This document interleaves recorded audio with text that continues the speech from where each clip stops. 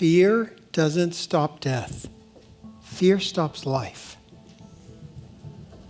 Like, take that in. Fear doesn't stop death. Fear stops life. Fear doesn't stop the end of a relationship. Fear stops the relationship. Fear doesn't stop this moment from going wrong. Fear gets in the way and causes this moment to go wrong.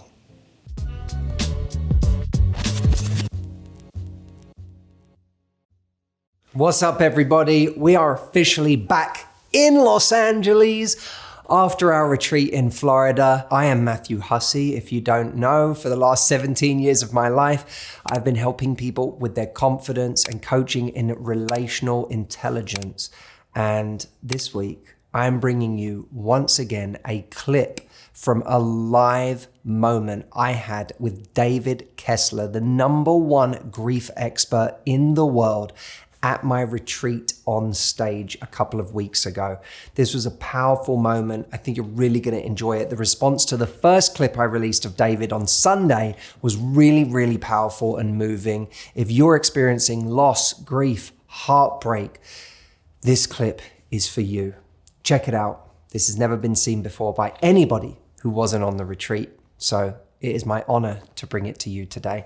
Don't forget to like this video, subscribe to this channel, and hit the notification bell so that this Sunday, when I release my brand new video, you are the first to be notified. I'll see you on the other side. Where would you start for someone, and for someone who has lost someone it's special and important to them in the last year or couple of years? And, you know, they're coming to this retreat having pretty recently lost someone that would meant so very much to them. What would be the beginning steps in moving through that? For you to know, you come from a long line of dead people. Like, every ancestor you know, every ancestor you had has died. Like, I know, it sounds funny, and yet it's really completely true. You are built to take a number of hits this lifetime.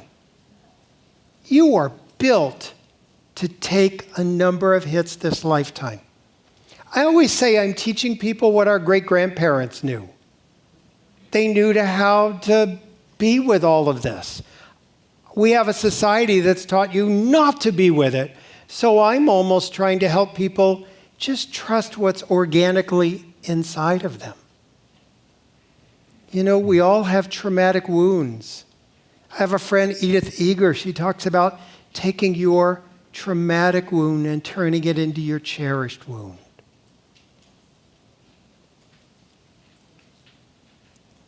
I think realizing the wisdom's in us. The wisdom to heal is in us. I find that to be such a beautiful and empowering answer, because that idea of, oh, I'm making peace with this innate kind of wisdom that I have, that's happened to everyone who's ever existed. Everyone. What about people who are living in this anxiety of anticipation of losing someone? You know, they have a grandparent, a parent, older sibling, somebody in their life who just, they find it hard to exist and are constantly kind of living in that fear of that happening, and it takes them out of their actual life. Yeah. How can people prepare well for something that hasn't actually even happened yet? I always say there's two things. There is something called anticipatory grief, and that is the grief that happens before the event. We have it when a loved one might die. We also can have anticipatory grief when we think the divorce is coming, or the breakup's coming, or someone's dealing with mental health issues, or someone's dealing with addiction. I mean, it's that mind trying to be protective again. So you want to feel it, like if you have a loved one who's sick, and you know they're going to die. By the way, the statistics are in. I've reviewed them before I came here. I wanted you to have the most up-to-date statistics. The death rate is 100%. It's 100%. It's been consistent over the years. They even predict it's going to stay that way. So, given that, I know you had no idea you'd laugh at but given that this is going to happen to all of us someday. But, there's people in our lives that we're like, oh my gosh, they look like they're closer. So that's an illusion in itself, right? Let me feel the anticipatory grief, but let me also not attend the funeral early, right? Who wants to go to the funeral early? They're still alive. So to be present. But I also want you to think about that concept, not just for the dying, but for life. Just that idea of not only about everyone's going to die, but we're going to say goodbye to everyone. That's just a harsh reality of planet Earth.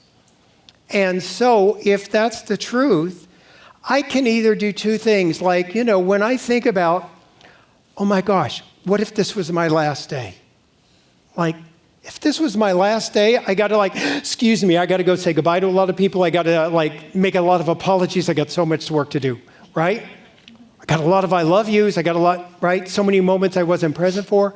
Or I could go, wow, what if this is my last day? If this is my last day, this makes this my last talk. Oh my gosh, you're my last audience. How special is that? Well, let me not fear it. Let me go deeper with you. Let me make this an amazing talk that I feel so moved and you feel so moved and it feels healing. Let me go there. Let me not try to keep you, stop the inevitable. Oh no, we've got to stay together. No, let me be present in this moment because you're going to go, I'm going to go, we're all going to go someday, some way. Let me just be present. Let me take it in. Let me make this moment richer. And then hopefully I don't die and I get another day and I get to see you again somewhere. How amazing is that? And how many of us, in our relationships, in our lives, throw a little invisible net around someone because we're going to lose them someday. Right? Lord knows I have this last week. We all do that, and yet let's just be here in the now if we can. That's the real challenge. That's the real challenge. Maybe this is too personal a question, but... Aquarius.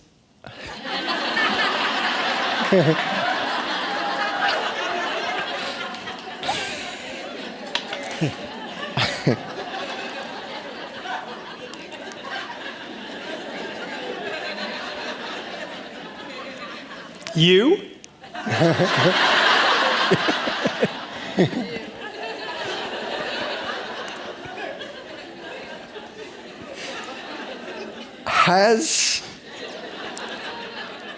Has this work?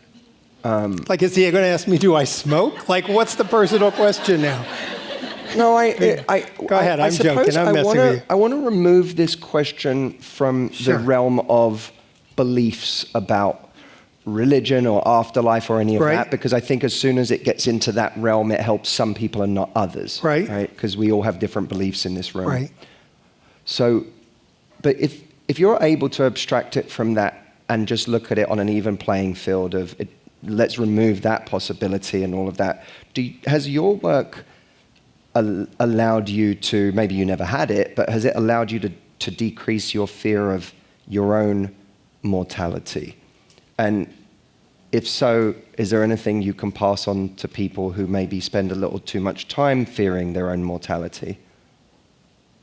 Well, I think the big thing I've learned about that is fear doesn't stop death. Fear stops life. Like, take that in. Fear doesn't stop death. Fear stops life.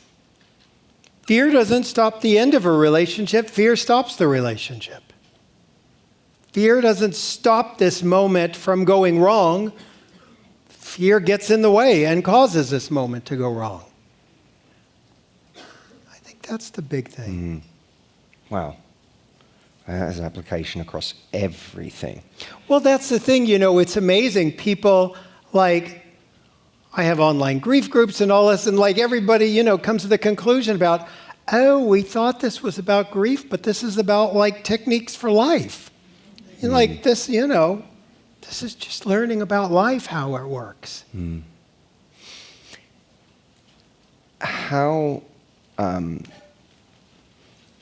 What is your advice to people who are grieving in a situation where they feel guilt? They feel guilt for maybe not having been there at the end. Maybe they feel guilt for being very kind of involved in their own life at times when, someone was around and now they're not around and they wish they had given more time or presence or attention to somebody. Or perhaps they just have the guilt of, I wronged that person in ways that I didn't get to right while they were still here. How can we grieve people when we carry guilt? I think the same way we deal with guilt in general, and that is our mind. Just take this one in. Our mind desperately wants to find control. Our mind doesn't want to live in a world where people die, relationships end, people get sexually abused, people get physically abused, people get neglected. Our mind doesn't want to live in that world, and we have lived in that world, and we're so afraid of it happening again. So the mind would always rather feel guilty than helpless. Your mind is desperately finding some control. Even if that control isn't true. Even if you think, oh, if I had gone to lunch with them, they wouldn't have died that day in the car accident. Even if you would think, if I had done what my mommy said, I wouldn't have been sexually abused. Even if you think if I had, been less mom and more wife, I wouldn't have been through that divorce. Whatever it is, your mind is trying to find control, and guilt is the false control. Can you say that? Can you say that again? Sure. Our mind would always rather feel guilty than helpless. Like, who wants to live in a world where, oh my gosh, relationships could end, people could die, things could go wrong, oh my gosh, something could happen. There could be, there were earthquakes in LA yesterday, I think. Something can go wrong. So I got to attach to something, guilt. I'm going to focus on not doing that again. And if I wouldn't have done that, it wouldn't have happened. One of the things I talk about, and I do, this workbook that is coming out like so soon, I literally wanted it to be like, I'm sitting down with you and we're working together. And guilt is such a huge piece that I put in there. And one of the things I talk about is something called proximal causation. We believe what happens before the event causes the event. What happened before? The argument is why they died by suicide. I didn't drive them to the meeting. That's why they died by addiction. I was so busy with the kids. That's why the divorce happened. Our mind tries to place causation that isn't true. So think about how many times we think about what happened. That's it. That's it. What happened right before. And that's not true. Before I go any further with this video, if you haven't already, I want you to go to askmh.com. That is askmh.com, because when you go over there, you can have a conversation with me. Sort of. It's called Matthew AI. You can literally ask Matthew AI a dating question, a love life question, a life question, a confidence question. You could talk about your breakup. You can talk about someone you're going on a date with this weekend. You can talk about someone who won't commit. You can talk about anything you want. And Matthew AI will give you my answer. It is groundbreaking technology. It is blowing people's minds, and it is trained on 17 years of my content. So when you ask Matthew AI a question, you're not just hearing my voice as if I was on a phone call with you. You're also hearing my answer. Only an answer I could give. So go check it out, askmh.com. This thing will blow your mind. Ask it a question right now. Have your phone call with Matthew AI. All right, back to the video. What do you say when we have a person in our lives who is where the relationship was incredibly complex? Maybe they were a very complex person, or maybe at the worst end of the spectrum, they were a very toxic or dangerous person. Right. How do we grieve when grief is so complicated because of the characters we have had in our lives? Sure. Let's say it was a parent. You have to grieve, and they don't even have to be dead for this, but you have to grieve the parent you have, and you have to grieve the ideal parent you didn't get. And here's the thing. Our distorted mind has trouble seeing that. You have to grieve the parent you got, and you have to grieve the parent you didn't get. The ideal parent.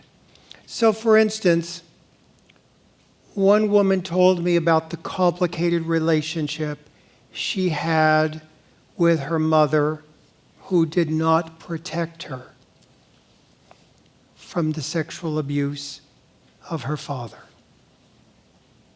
And I was doing some psychodynamics with her. And I said to her, can I be the ideal parent? I said, give me instructions to be your ideal parent. And she said, okay, the first thing you must do is you must stop my father from abusing me. And my heart sank. And I said, dear one, the ideal parents don't stop one another from abusing you. The ideal parents never abused you to begin with. The ideal parents light up when you come in the room. They cherish you. There was no possibility of harm coming to you with the ideal parents. Like, we can be so distorted we don't even realize the ideal parents would have been ideal. We think, oh, they wouldn't have abused me. Well, that's not ideal. That's like the bare minimum. They wouldn't have abused you. You deserved the ideal ones. And you have to grieve that you didn't get them this lifetime. You know, I remember, I'm older than many of you, I watched Leave It to Beaver on TV. Leave It to Beaver said to his older brother, Wally, I have a problem. And his older brother says, well, Beav, let's talk about it. I saw that episode and I said to my older brother, I've got a problem. And he said to me, and this is back in the day before flip tops, he said, I got 2 beers and no opener. You think you got a problem? I got a problem. I'm like, oh, life isn't like TV.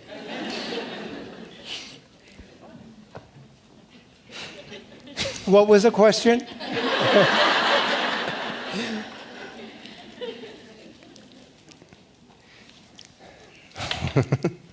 If you're taking notes, I feel good. I'm like, I might be doing something right. Yeah, well, I want to squeeze everything out of this because everything isn't everything so poignant?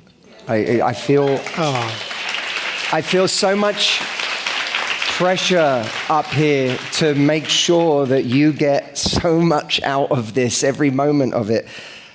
So I'm wanting to make sure I navigate us in all sorts of useful directions. I read in your new book this idea that all grief is love. And I could... When it has to do with someone who died, grief is love. Is that also true in situations where you maybe hated the person? Or you find yourself kind of simultaneously heartbroken because your relationship with them was so complicated, but you also suffered because of them. And does grief still find its label as love in that way? I think of all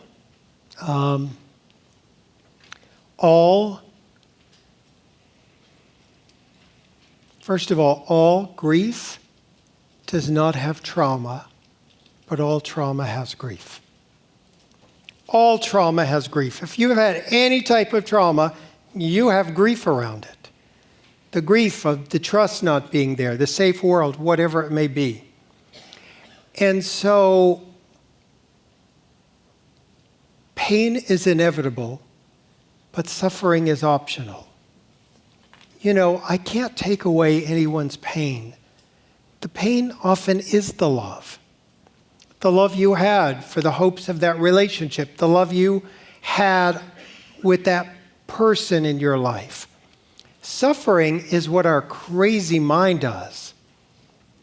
Annie Lamont, a wonderful writer, she says, my mind is like a bad neighborhood. I never want to go into it alone. Like I live on a street close to like 5 ATMs.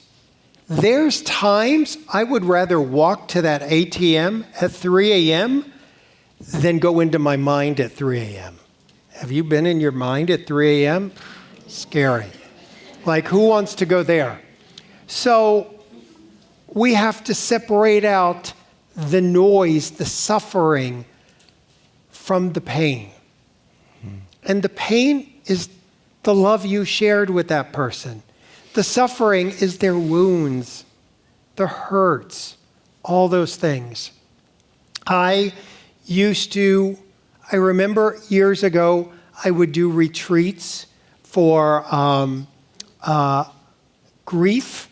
And when I would do grief retreats, I would mix people who had a loved one die and people who had a breakup, divorce, betrayal. Big mistake. Huge.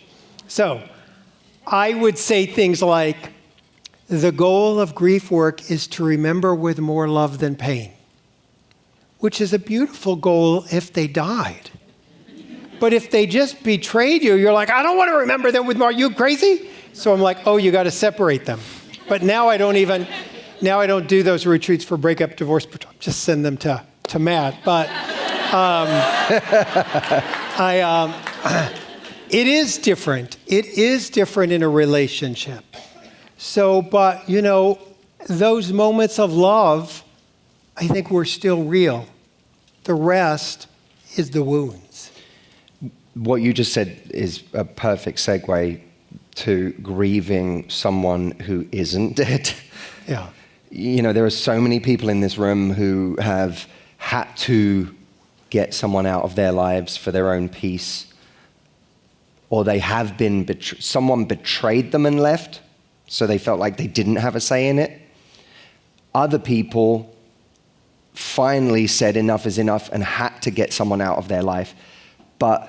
And we've experienced this among several people already this week, that there is such a maddening cycle of emotions and complexity to this person who still walks the earth They're out there somewhere right now as we sit in here, and it's necessary for me to grieve them in some way. Right. So could you speak to that? If someone's going to be on this earth for another 30 years potentially, and yet you can't have them in your life, or maybe you certainly can't, at the very least, you can't have them in your life in the way that you had previously, what does grief look like in that situation? So the first thing I would say about that is, I'll tell you a story from the pandemic, because one of the other questions I get asked is, what grief is the worst?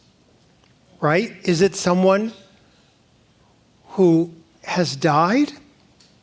Is it someone who divorces you, breaks up with you, and is alive rejecting you every single day in the world? During the pandemic, like right away, week 1 in LA, everything was closed down. A friend of mine came over. We walked to the middle of the street, 10 feet apart.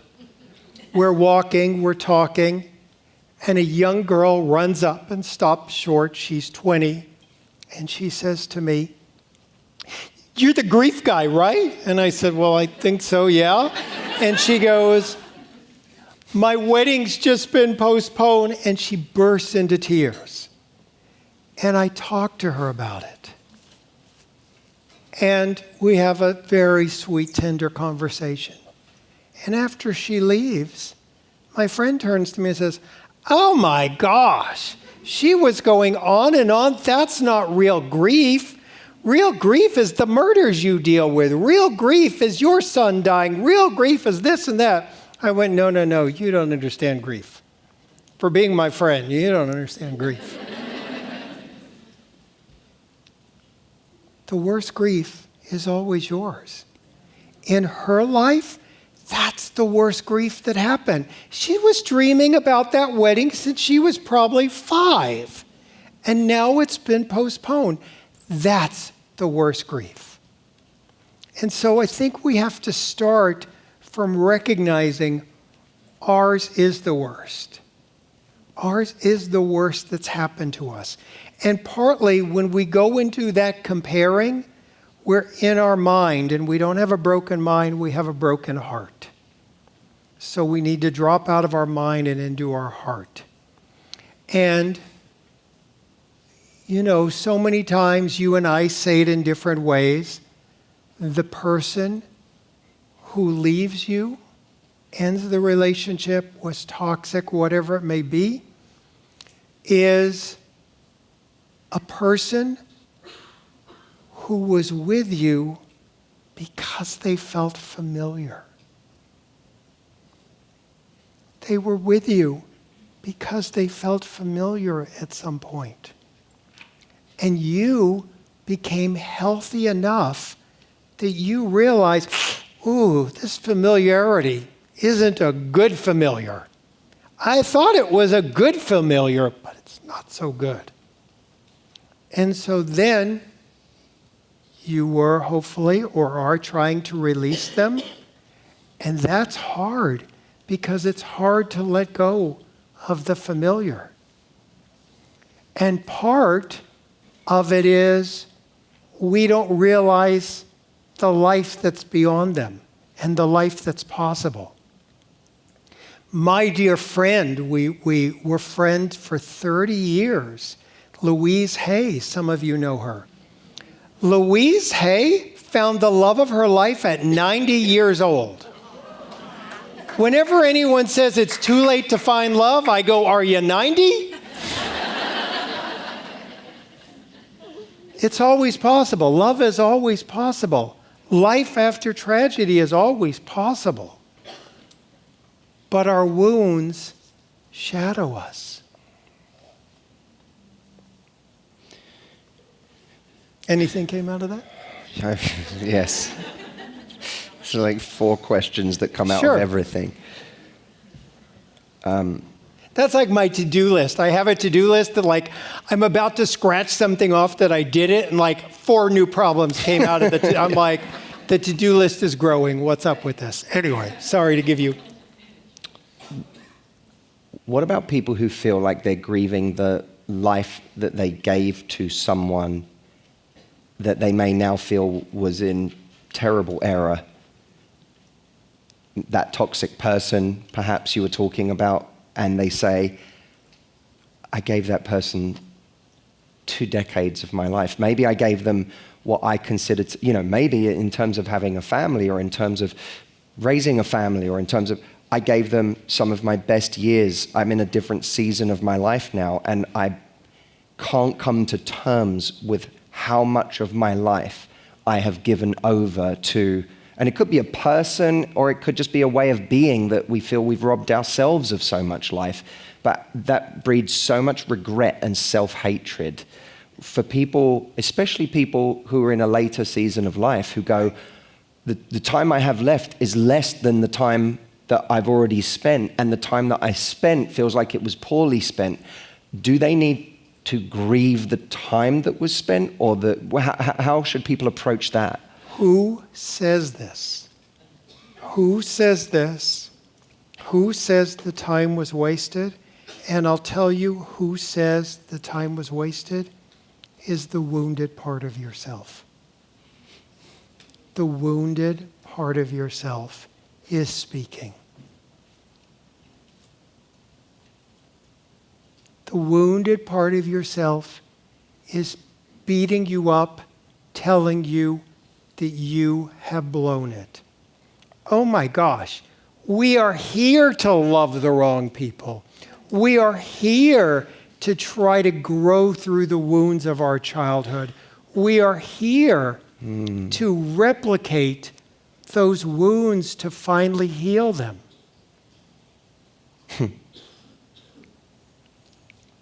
And, my gosh, notice if you're suddenly beating yourself up to like, oh, I've been thinking about the wrong way. I'm thinking about the wrong way that I am. Like I thought I wasted things. Oh, now I did that wrong. Just like, find compassion there. Like, what if you did it right? What if you did it right? Like, can we just sit with that for a moment? Like, what if you did it right? What if you were supposed to be with them? How do I know you were supposed to be with them? The same way I know you're the right audience, because you're the ones that are here. How did I know I was supposed to be with every, quote, mistake in my life? Because I was with them.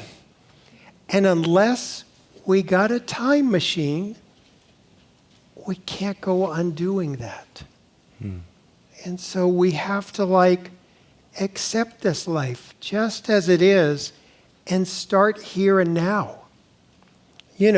There's an old saying, the best time to plant a tree was 20 years ago. The second best time is now. I get it. You should have planted a tree 20 years ago. And next best time, I think it was Buddha that said that, now is now. So I get it. You believe you screwed up relationships. Who hasn't had that thought? Lord knows I have. And here we are today. You ready to have a relationship? Right now, we begin. I love that answer. I also love the idea that you said about how as you go through your life, you're here to repeat those mistakes, to repeat patterns that you were taught, to, see if one day you may be able to emerge from those. And one of the thoughts that I know has helped me before is that often we judge ourselves on a single timeline, which is our own, but we don't judge ourselves on an intergenerational timeline. And to me, actually, the very liberating part, intergenerational trauma is in some ways, it can feel like a damning concept, because it's like, I've inherited all of this trauma from my parents or my caregivers, and they inherit it from theirs, and we just keep passing it on from one to the next, to the next, to the next.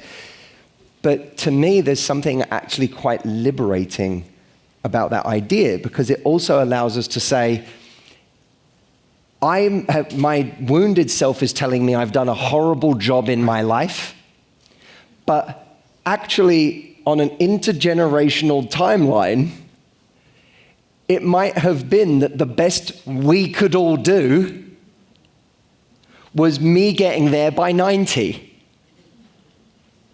And if I get there by 90, it was 10 years or 5 years before anyone else in my timeline got there, because they never got there. And so that, to me, is always a very liberating idea. It's so easy to judge ourselves in isolation and go, God, if only I'd have got there by 25, my whole life would have been different. But how many people in your timeline never got there? You might be the pioneer if you get there one day before you die. That might make you the pioneer of your ancestors. That should be celebrated. I am the most evolved version of my parents. I'm the most evolved version. They didn't get to get here. And I got a long way to go.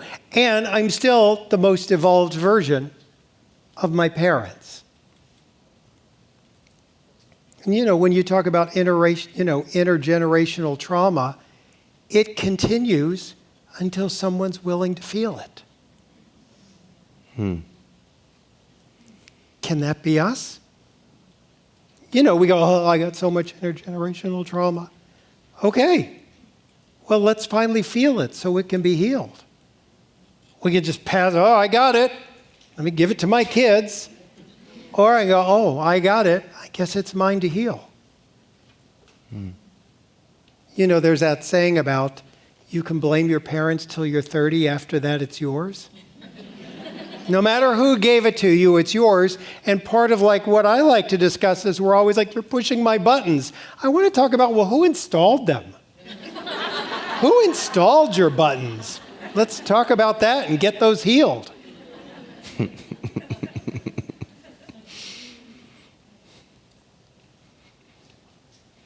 We should record this.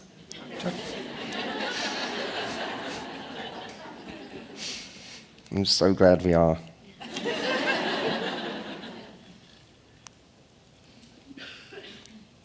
Can you say a few words for, and I always feel this is very relevant to rooms that I speak with, perhaps not the whole room, but there are always some people in the room who are feeling that they need to grieve the children they never had. That's the life you didn't have. They wanted that for themselves, and they either didn't meet someone in time, or that person who they were with wasted their time and then changed their mind, and by the time they came out, it was no longer possible for them to have their own biological children. So I am talking here about biological children, not adoption, but that is a cause of ongoing chronic suffering for so many people. Of course. Could you just bring your thoughts to bear on that? Well, first of all, my first thought is compassion. And my second thought, it is one of many illusions we buy into about what our life is supposed to look like. It's a very real, extreme example of what our life was supposed to look like. And we all have those illusions. I mean, I grew up and I was supposed to be a 6-foot blonde. And, for all of us, life didn't turn out the way it was supposed to. We had a dream and it didn't come true, and now real life can start. Now real life can start. The fairy tale ended, thank goodness. I don't have to live in that illusion. Now real life can start. I mean, we have all lived in the illusions of what life should have been. I should have a son. I have 2 sons. One should be alive. Brutal. And that's not the life I have now. It's not the life I have. I just don't have 2 alive sons. I've got 1 dead, 1 alive. I can argue with reality, but reality always wins. You should have had kids and you didn't, or you couldn't, or whatever the thing is. I get it. It's horrible. Grieve it, and reality always wins. You didn't have kids. I had one that died. Reality can be brutal. But here's the thing. Freedom is only found in reality. Freedom is found in reality.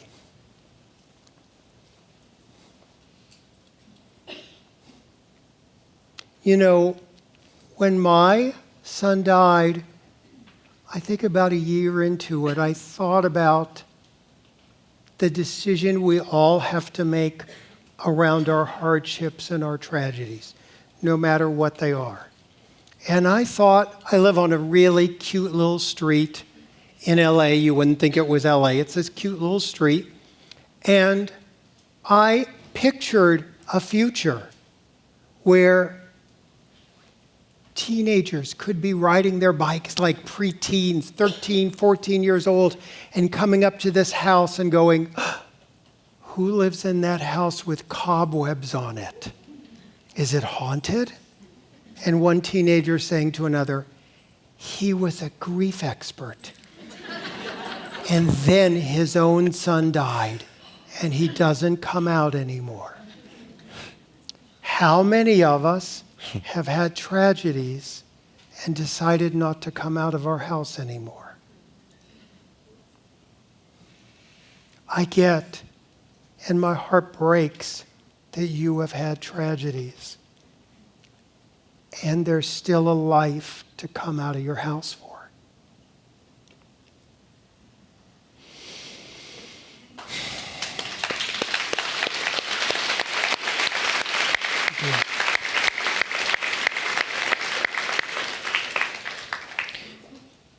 What do you say to people trying to grieve someone that, well, 2 things, that they either have to be in touch with, or perhaps there may be some people asking in the room, is it possible for me to stay in touch with someone and simultaneously grieve them? Could you speak to that? Absolutely. I have to do this work every day. It's tiring, but how many of us are in relationship with people that every day they disappoint us because they're not the kind person, the compassionate person, the honorable person, the nice person. And every day we fight the reality of them not being who we think they should be. And we have to meet them, sometime for the first time. Like, there's that place in us that we're like, can you please be nice just once? They disappointed us again. We're just surprised, right? And then we get to a place where if we work on it, I go, can we even look forward to it? Can we go, oh my gosh, you know,